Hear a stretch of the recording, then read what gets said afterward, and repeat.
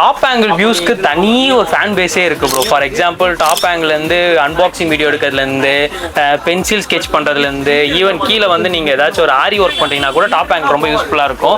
So அந்த மாதிரி யூஸ்ஃபுல்லான பீப்புளுக்காக தான் இந்த மாடல். இது வந்து பார்த்தீங்கன்னா உங்களுக்கு ஃபுல் அண்ட் ஃபுல் மெட்டலில் இருக்கும் ப்ரோ.